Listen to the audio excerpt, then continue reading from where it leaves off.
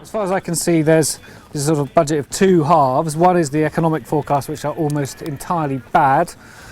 Big downgrades in growth, big reduction in productivity, which ultimately is the reason that the growth is downgraded both in the short term, both in this year and in all future years. But also the economy is smaller, so the public finances are very significantly worse in the next 3 years, 16-17, 17-18, 18-19, by about 15 billion quid a year of extra borrowing in those years.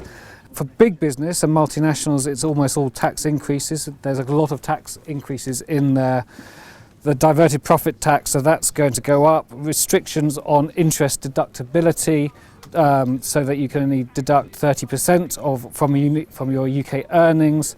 The other big one was the use of loss carry forward, so you can only offset previous losses against 50% of your future profits.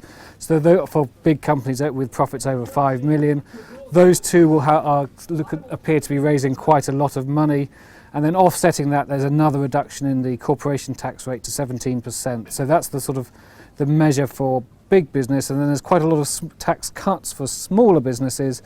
So ranging from the micro allowances for trading companies and property companies of £1,000 for people who are trading on eBay, if you're only trading a little bit. This is really a simplification. To the, again, cuts in business rates for smaller companies, so that 600,000 small companies who currently pay business rates won't pay business rates in future. Then there's some increases in commercial property stamp duty. He presented that as a simplification, but it was also raising quite a lot of money. And some cuts to the oil and gas corporate tax rates and petroleum revenue tax, which are currently not raising any money. So if you cut from 20 to 10% a surcharge of nothing, it's still nothing. Then on the personal taxes, we've got the small increase in insurance premium tax for flood defences. The sugar levy, £520 million a year, that's quite a lot of money. It will have a big impact on some of the fast-moving consumer goods companies. And then fuel duty is frozen. The Class 2 NICs thing we already knew about. Capital gains tax coming down from 28 to 20% is quite big and will affect our readers quite significantly, though there's quite a lot of anti-avoidance measures there on carried interest and other things. And then finally, we have the savings measures, the new LISA, as I'm sure they're going to be called, the lifetime ISA for people under 40, which is essentially extending the help to buy ISA into a more flexible product, so you can get 25% money extra put in from the government. So I'm sure people will be doing that, and the increase in the ISA limits from £15,000 to £20,000.